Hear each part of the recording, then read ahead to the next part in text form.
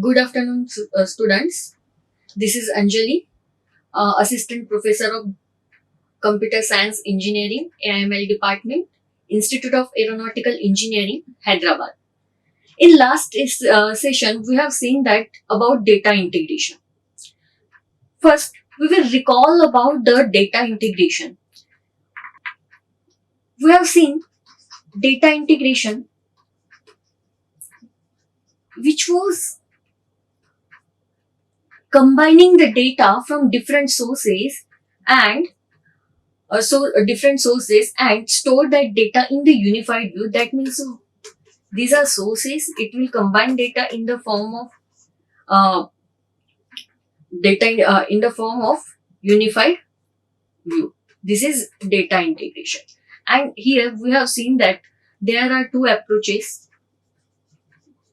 These are ETL and ELT. ETL, extract, transform and load, and ELT, extract, load and transform. That means we are extracting the data from different sources, then translating into the understandable format, and then we are loading the data into the data warehouse. And in ELT, we are extracting the data from various sources and then loading into the database staging area, and then after that we are transforming the data into the data warehouse. Here we have seen again some advantages, like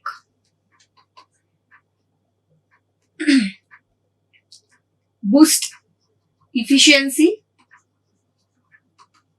and saves the time. Then second one,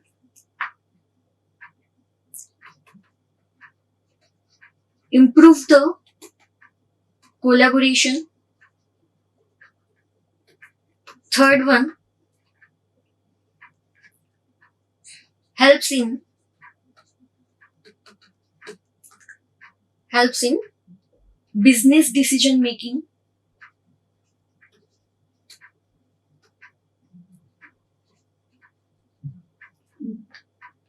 Fourth one, reducing the errors.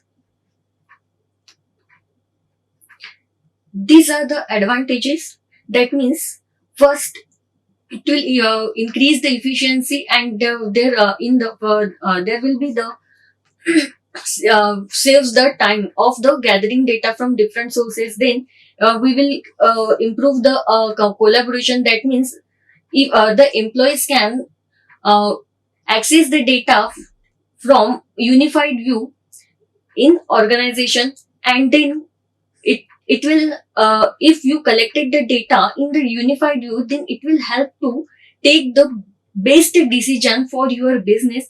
And fourth one is reducing the error. After collecting the data, it will automatically reduce the error one by one. It will be very helpful to remove the unwanted data. Then we have seen that some techniques of data integration. First one was data consolidation. Then second one, data propagation. Third one, data federation. Fourth one, data warehousing. And the fifth one, middleware data integration. In data consolidation, we have seen that first we have to collect the data from various sources. After that, by applying data integration technique, we have to clean the data, and then we have to store that data in the single format, in the single view. In data propagation, we have to distribute the data from one source to another source. That means Here we will copy the data from one source and then we will store that data in the another source. Then data federation, we are collecting the data from different sources and converting the data in the single format, in the single view, in common model. Then in data warehousing, actually data warehousing is used for managing the data, managing the database management system. That means we are collecting the data from various sources and after that we are storing that data in the common model. In middleware data integration, here that is models are used for communication between two or more sources. This middleware integration technique is used for communication, for the communication between the two sources, for linking the data, linking the different sources with each other. Now we will see the contents of data integration. First, we will see introduction of data integration, then dimensionally reduction, and then data reduction techniques. First, first we will see that what is data integration. Till now, we have seen that data cleaning, data integration. Now we are learning data reduction. In every step, we have to collect the data from different sources. Here also, we are collecting the data from different sources, and after collecting the data, we have to process on it. And here we are reducing the volume of original data, and it represented in and converting it into the smaller volume. That means we are reducing the data from more high dimensional to lower dimensional. What happens when we are collecting data from different sources? It results into large amount of data, huge amount of data. That data, it is very difficult to handle that data for the data analyst. If there is a huge amount of data, then there should be unstructured data, uns, and some missing values, some outliers. Then that's why we have to uh, process on it. For processing, we are doing here a data reduction. That means we are reducing the volume of original data and converting it into the smaller volume. And after reducing the data, it ensures for the integrity of the data. Integrity of data, that means whatever you are doing, it is the correct one, it is the perfect, it is the accurate. Now when you are using the data reduction technique, it generally does not affect on the result obtained from the data mining, because uh, you are reducing the data, you are just reducing the reducing the some dimensions, you are reducing the some features. That's why it doesn't affect on your result. That means whatever you got the result before a data reduction and after data reduction, that will be same. There will be no any difference between the results. Here now we will see there are different types of methods of data reduction. First one is dimensionality reduction, and the second one is the numerosity reduction. Today we will see the dimensionality reduction. First, you observe this diagram. Here we can see the original data. We use the compression techniques, and we reduce the data, and we got that reduced data in the approximated format. That means when you are using the lossless and lossy, in lossy it will process on non-noticeable non-noticeable data. Here, when you are using the compression technique in your document, in your model, there should be some non-noticeable data. If you are using the lossy technique, then definitely your algorithm will not notice your data, your new data. That means it can be lost your data in lossless form. In lossless, the technique, that algorithm will notice the new data, and there should not be any loss of data. That means whatever you are doing in lossless technique, technique, it there should be the your all data available. But in lossy technique, there is no guarantee of your data will be available or not. That means your data will be available, but there should be some loss of data. There should there should be loss of some non-noticeable data by your algorithm.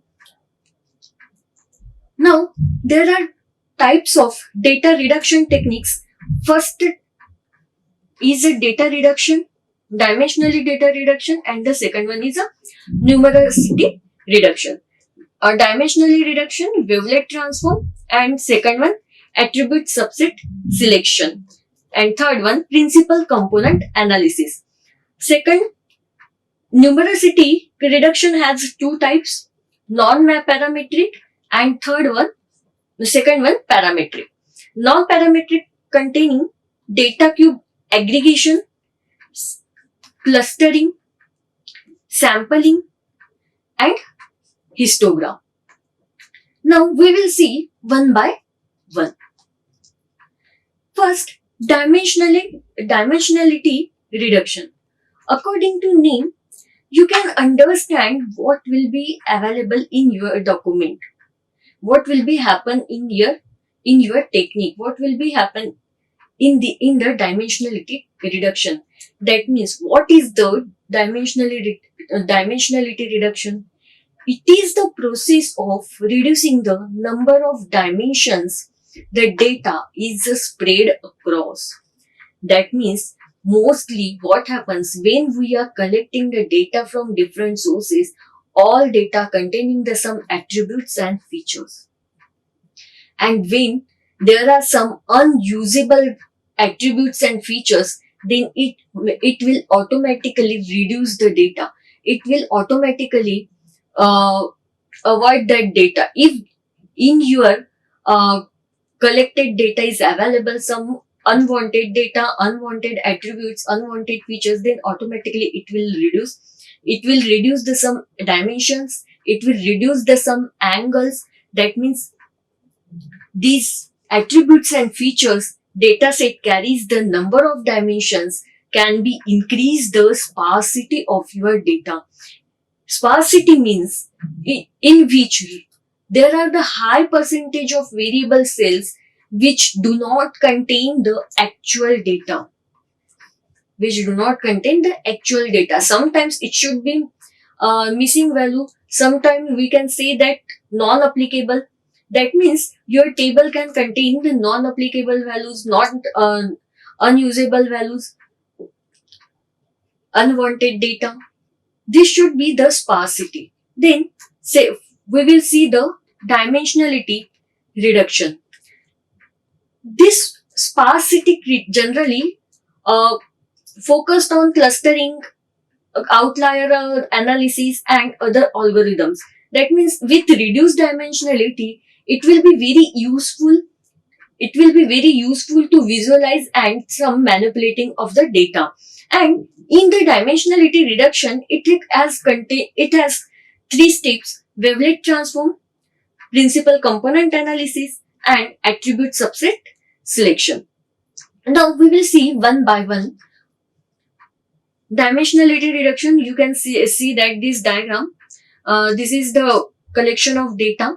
Then we have applied the dimensional reduction, and then you can see that these layers are reduced after applying the dimensional reduction, and you can observe these layers. Now first we will see Wavelet Transform. Wavelet Transform is the lossy method for the dimensional reduction. That means where data vector is available, which we will transform into the x dash. That means in such a way, when we are transformed into the x dash, both x and x dash represent the same length.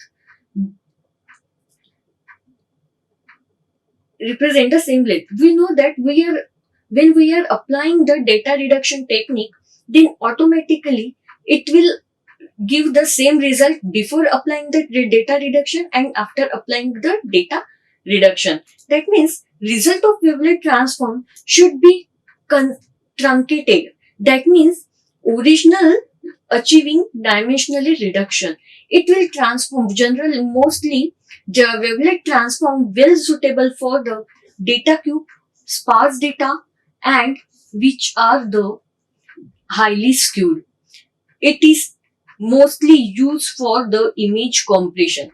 Now that means we can say that wavelet transform is used for mostly image compression and then for audio and video. Now we will see how it will work for data cube, sparse data and skewed data. First, data cube. Data cube is a one type of data structure which is optimized for fast and efficient analysis. Actually, when you are combining the data from different sources, it's a multi-dimensional matrices, that is the data cube. That data cube method is containing some multi-dimensional databases, materialized views, some online analytical processings, and it allows the data to be modeled and viewed in the multiple dimensions. We can put the data in various model and various viewed. That means it is defined by dimensions and the facts. Data cube is generally used to interpret the data. If you are working on data cube, if you are storing the data in data cube, it will be very easy for you to interpret the data to analyze the data. It will, because your data is storing in the dimensional form. Your data is storing in cells. That means this useful when representing the data together with dimension and as a certain measures of business requirement. And these cubes, every dimensional represents some characteristics. That means, for example, you can say daily, monthly, yearly sales. That means these data cube are used by mostly business organizations where they are storing the data day by day. Sometimes they store the data in daily performance. Sometimes they can store the data in monthly performance. They can store data yearly wise also. These data included inside the data cube, which will be make it possible to analyze almost some figures of all customers, some sales agents, some products, and much more. Now we will see the diagram of data cube. Here you can see that time, which are divided into 4 quarters. Then there are some products which are kept on the cube cells, and here we shows that location. Now time is divided into 4 quarters. That means these are showing months. These are showing months: January, February, March, April, May, June, July, August, September, October, November, December. That means we are divided the all months into these quarters. And here we have stored the products name. We have taken some products name: television, refrigerator, and washing machine. That means if someone wants to store the data of last year, then you will store the data in these cells in the data cube. In first quarter, how many pieces of television you have sold out? In the say first quarter how many pieces of refrigerator you have sold. That means a number of products you will store here, and in which month you have sold out those pieces you will store here, and even you will store the data according to locations also. And after storing all data, you will find out the sum of quarter 1, sum of quarter 2, sum of quarter 3, then quarter 4, and then according to television, according to product also, you will find out. That means according to quarters, including all quarters, you will store the data here, then refrigerator, then washing machine. That means you will store the data in the form of data cube, because when you are using that data cube, it will be very useful for you to interpret the data. Now we will see skewed data. Skewed data is data that creates the asymmetrical skewed curve on the graph. That means it is skewed data is totally related to the statistics. Here we can use the graphs, because graph is the graph of data set with normal distribution is the symmetrical, and it is the shape like a bill. Normal distributions mean we can say this is the graph.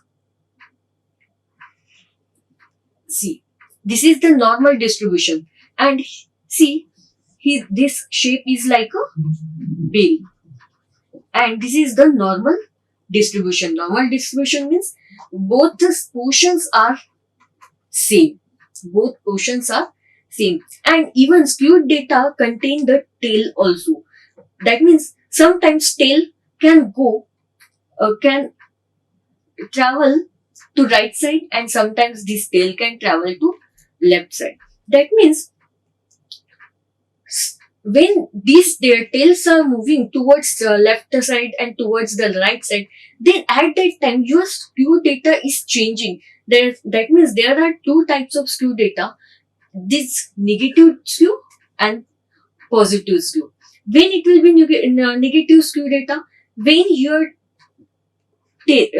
graph tail will move towards the left side, then it will be the negative skew. And when your graph tail will be moved towards the right, then it will be the positive skew. See here, this is the symmetrical distribution. In symmetrical distribution, your this shape of the graph is the same. Shape of the graph is the bell, and this graph is divided into same portion. That's why we are seeing that it is the symmetrical distribution.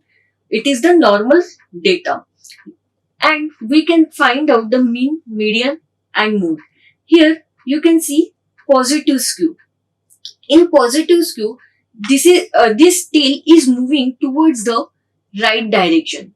This tail is moving towards the right direction. That's why we are saying that it is the positive skew. And here also you can see we can find out mode, median, and mean. Now negative skew. In negative skew, you can see that the tail can move towards the left direction. Tail can move towards the left direction. That's why we are saying that it is the negative skew. Now, sparse data.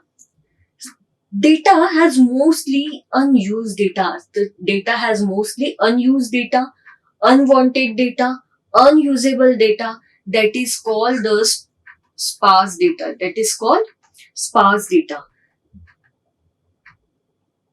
It is one which a relatively high percentage of variable cells do not contain actual data. I already told that sparse data does not contain actual data. Sometimes it can be value. Sometimes there should be 0. Sometimes there should be missing value.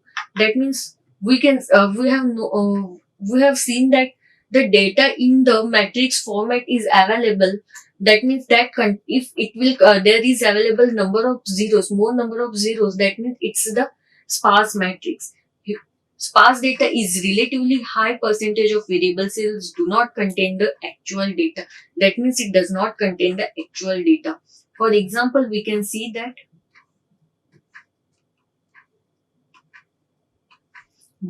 we will consider this as a matrix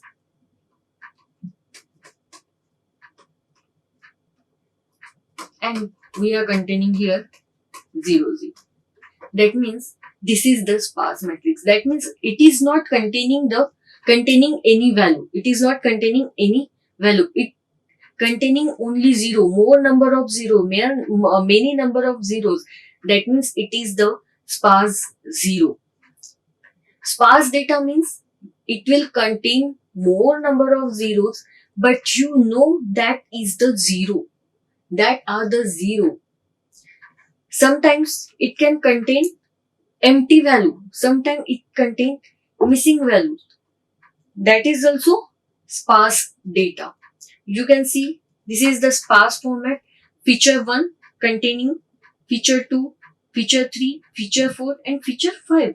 Now we are finding out these values according to features, row column values. That means row third column value 7. Then row fourth column first value 1. Row 5 column fifth value 1. That means we are using the coordinate list format. Now we will see principal component analysis. This method involves the identification of the new independent tuples with n attributes, which can represent the entire data set. That means here we have to identify the n number of attributes. This method is applied to skewed and sparse data even mostly if there is a overfitting problem, then we have to use the principal component analysis. What overfitting means, we will see in the next slide. It is the concept of data science which occurs when when statistical model fits exactly opposite to its training data. That means if we are giving the training to our model, then at that time that model can be reached to some points. That model can be reached to some attributes, some features. So at that time your model should be confused. So it is the overfitting. That means this overfitting when should be happen? The algorithm unfortunately cannot perform accurate against the unseen data. That means when you kept you entered some data and your model is not aware about it, then at that time your algorithm can be confused. And generalization model to new data is mostly used for the machine learning algorithms. And in the principal component analysis, original data is projected onto smaller space, which result into the dimensionality reduction. In dimensionality reduction, it can be reduce some angle, some avoid some attributes, can be avoid attributes, some spaces, all are included in the dimensionality reduction. That means it combines the essence of attributes by creating alternative smaller set of variables. The original data set can be projected into the smaller data set. Now we will see the example of principal component analysis. Just we will consider this as a model, and these are the attributes.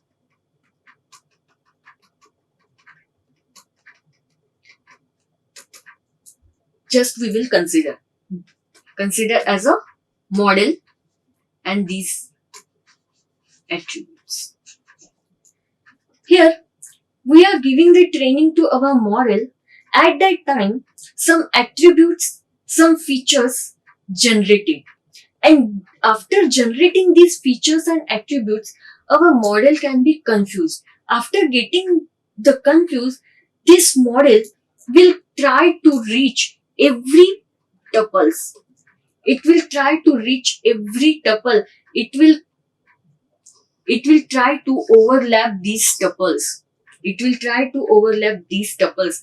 This is the overfitting. And in underfitting, your model will not try to reach your tuples. That means just it will move straight forward and in the underfitting. But in the overfitting, it will try to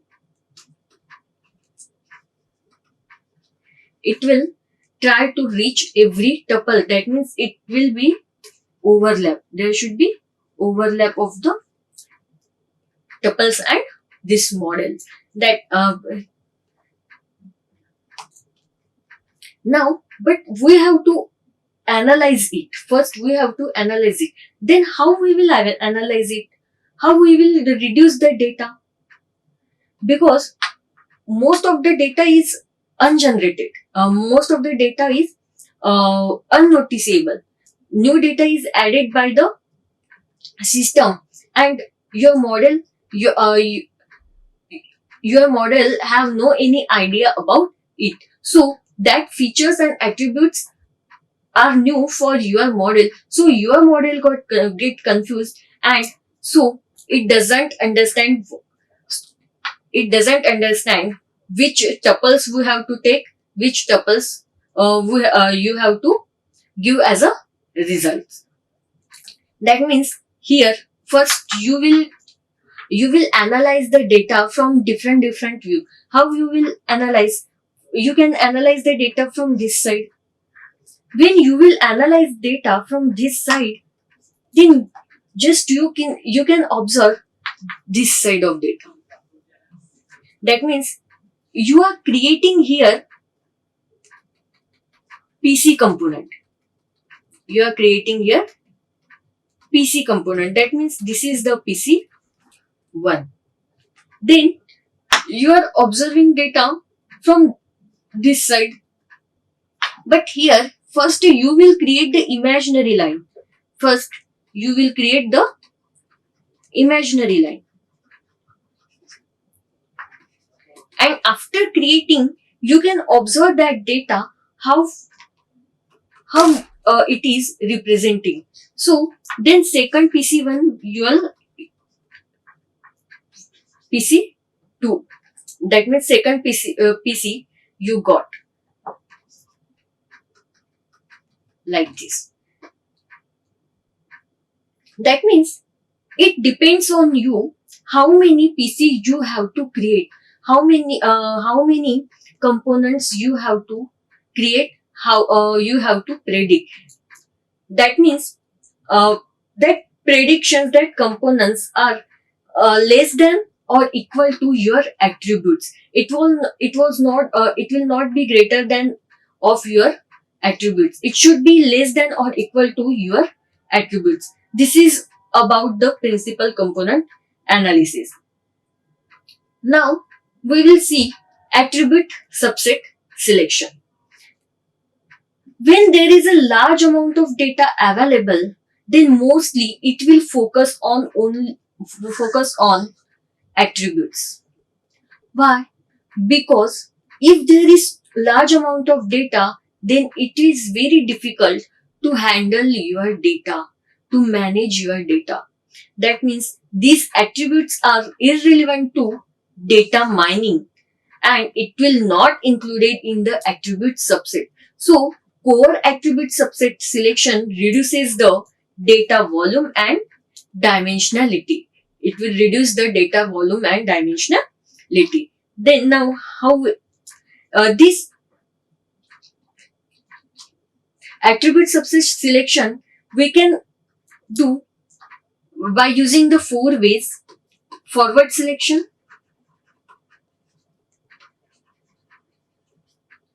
second backward selection,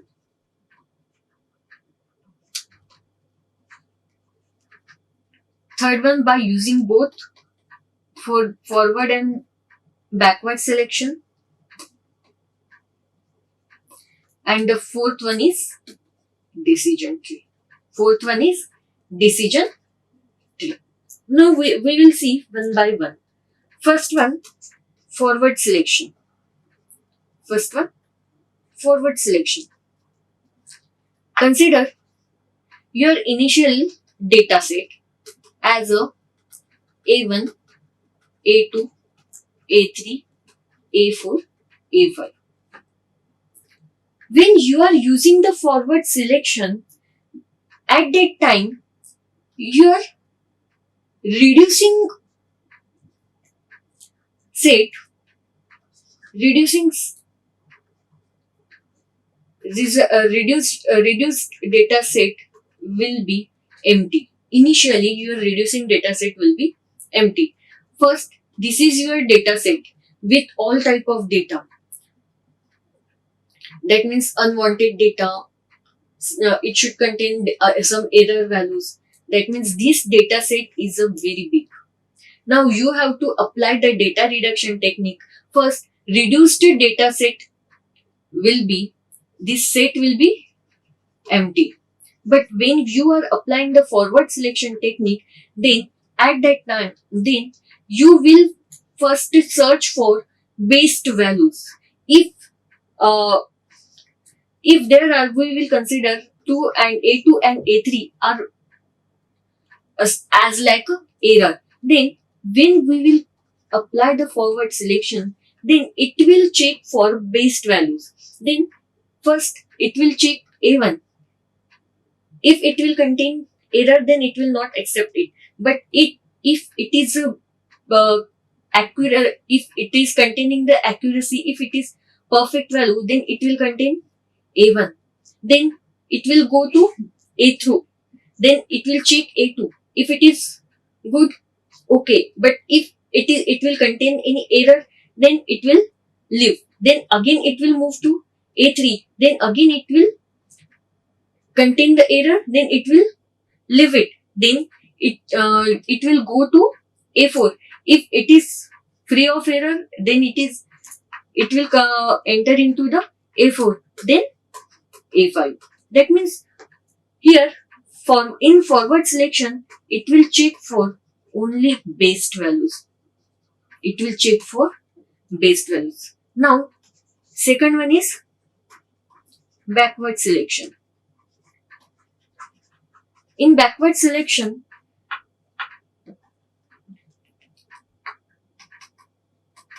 your data set is A1, A2, A3, A4, A5. Here, it will check for the worst value. It will check for the worst value. And here it will not contain any empty set. In the forward selection, initially reduced your set will be empty. But in backward selection, there is no empty set. It will directly contain the data. That means first it will check the worst value. If in your data set there are some worst value, then automatically it will remove it and your data set will contain the base value. This is the backward selection. Then third one is both forward and backward. That means in forward selection, it will check only based values. In backward selection, it will check for only worst value. If your data set is containing the worst value, then it will remove it and directly your remaining data sets will be stored into the reduced data set. And in forward and backward selection, it will check one by one. In forward selection, they checked only for best values. They check only for best values. But in backward selection, they check for only worst value. In forward and backward selection, it will check one by one. First, your data set is A1, A2, A3, A4, A5. That means here reduced data set should be like this. First, it will check for 1, A2, then A3, then A4, A5. That means it will check one by one. It will check one by one. Then fourth one, decision tree. Decision tree also, it works only for best value, but whatever data are best, that will be stored in the tree structure. Your data set is A1, A2, A3, A4, A5. And now it will check for best, and that best values will be stored in the tree structure. That means A1, if your algorithm, your model got the A1 data set is good, best, then it will store as like this. Then A2, is worst case, it will be removed. A3 is also worst, then it will remove. Then A4 is good, then A5. That means your data will be stored like this. This is about the attribute subset selection.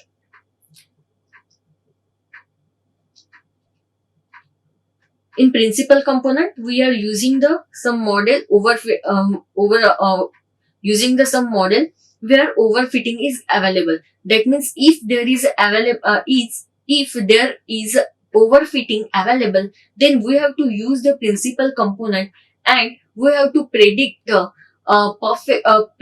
some data,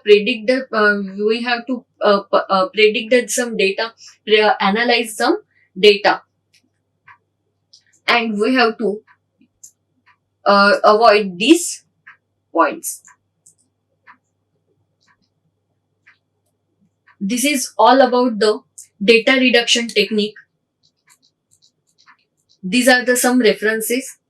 You can go through, you can use these references. Thank you. Like, share and subscribe. Hit the bell icon for more updates.